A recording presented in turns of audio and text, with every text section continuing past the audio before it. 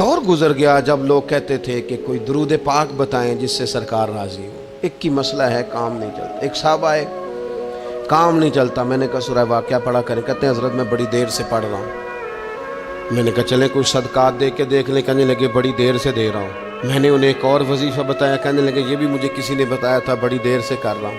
تو میں نے انہیں کہا پھر میری ایک ناقص رائے یہ ہے کہ سارا کچھ کرنے کے بعد اگر ابھی تک پھر بھی آپ سمجھ رہے ہیں نا آپ کی مرضی کے مطابق آپ پر دروازے نہیں کھل رہے, پھر آپ صبر کریں. جو میرا رب چاہتا ہو اس پہ راضی رہ کے دیکھیں. پھر ذرا راضی رہ کے دیکھیں. پھر دیکھیں کہ مالک کا فیصلہ کیا ہے. وہ آپ کے حق میں کوئی رحمت والا فیصلہ ہی فرمائے گا. پھر ذرا انتظار کر کے دیکھیں. پھر ذرا صبر کر کے دیکھیں.